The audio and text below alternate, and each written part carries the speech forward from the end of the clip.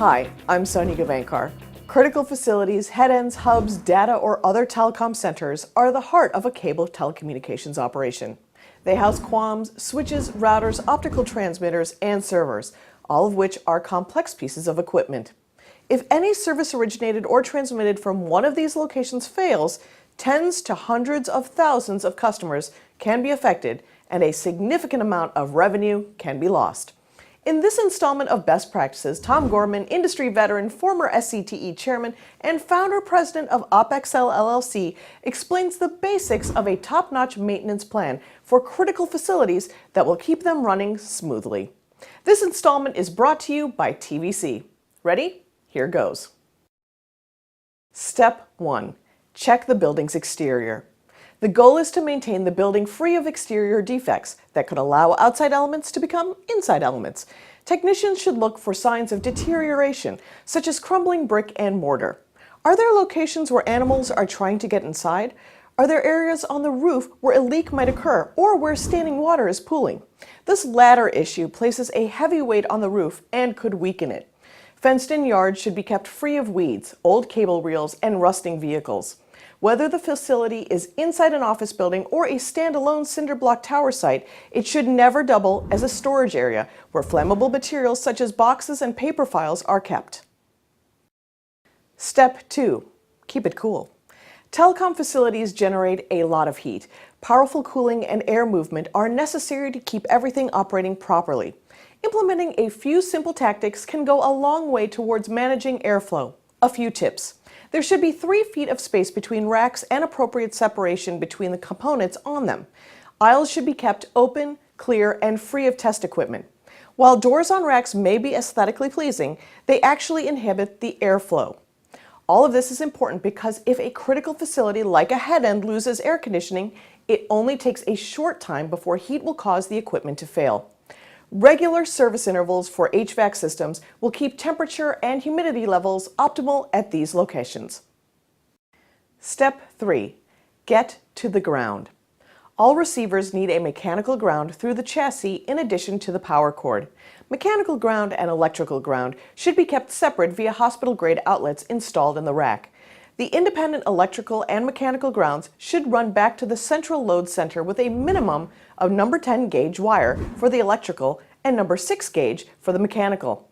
When making changes to a rack layout or when adding or removing equipment, the ground system could be impacted and should be evaluated, preferably by a licensed electrician. Step 4. Keep backup power ready. Power systems require regular checkups so they remain ready to perform the critical function of supporting a building's power load if commercial power is lost. The design of the standby power plant is typically such that a UPS has to carry the load for a short duration. Once the emergency AC generator starts and stabilizes, power is transferred away from the UPS. Head ends are continually metamorphosizing. New services and different types of equipment are added. General moves and changes are made within each rack. Both the UPS and the standby generator should be checked regularly to ensure they are in working order, but also they are capable of supporting the new load requirement, recalculated based on the recent alterations made to the head end. Otherwise, if there is a power outage, the generator may fail. So, check your UPS often. Step 5. Charge batteries. DC systems require banks of batteries to support the load in the event of a commercial power loss. To ensure they are capable of doing this, they need to be fully charged. On a regular maintenance interval, a technician should verify the output load on the controller in the distribution bay. A good guideline is for the load to be 80% of the capacity of the battery banks. Following the N+1 design for rectifiers means if one fails, there is another one to take its place. For example, using the 80% rule, a design for supporting a 1000 amp load requires a DC plant rated at 1250 amps. A series of 7 200 amp rectifiers could do the work of converting AC to DC. To fulfill the N+1 environment, an additional rectifier would be included to take over if one of the original 7 fails in an emergency power situation. Step 6. Maintain the generator. Large generators outside the facility sit idle until there is a commercial power loss. They are intended to work only as necessary. This doesn't mean, however, that they can be ignored. Instead, these generators should be exercised on a regular basis. They should be started at periodic intervals or set to auto-test. This testing provides assurance that when needed, the generators will come online. Generally, this is done without a load, meaning that the generator is running without actually providing power to the facility. Calculating the power requirements regularly, as described in the previous step, will ensure it will be supporting the load when needed.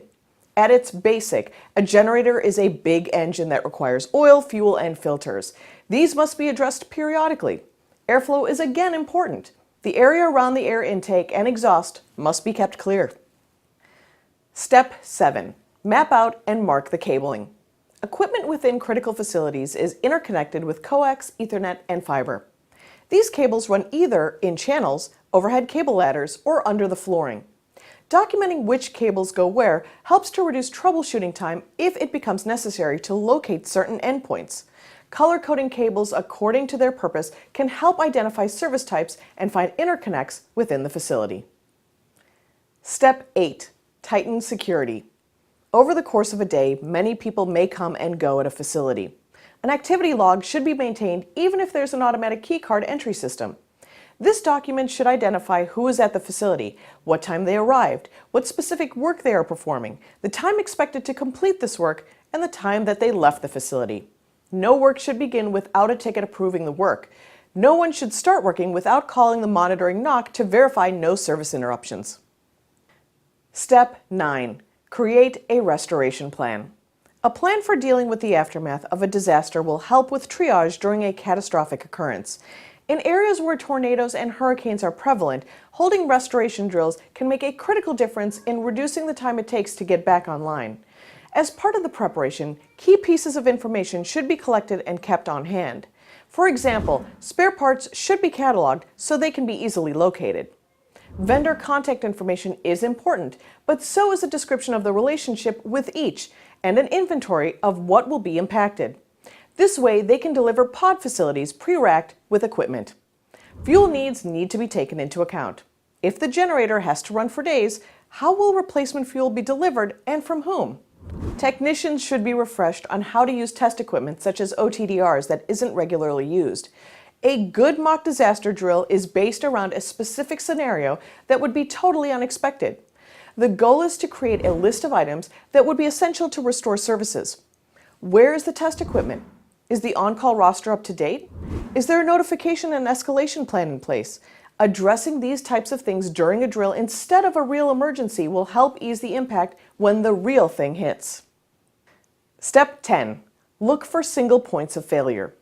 The starting place is the first vault or telephone pole outside of a facility. Are the fibers attached to that pole or in the vault? The trick is to imagine what it will take to knock out the whole network for hours or even days. It could be done, for example, by a truck hitting the pole or a backhoe digging in the wrong place. It is worth considering relocating fibers to multiple poles fed from different locations. This will mitigate exposure. Additionally, if interconnections have redundant feeds, they need to enter the building at different locations. Step 11. Have an irreversible corrective action or ICA plan. This essentially is a post-mortem discussion after an outage or problem occurs with the goal of determining the cause and whether it could have been prevented.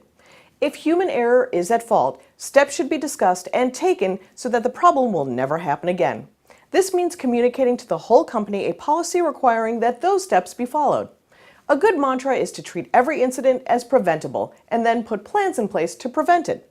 A good maintenance plan is an important part of fulfilling it. Given the importance of critical facilities, subscriber services, and the related revenue stream depend on it. We'd like to thank our sponsor, TVC. For BTTV, I'm Sonia Gavankar.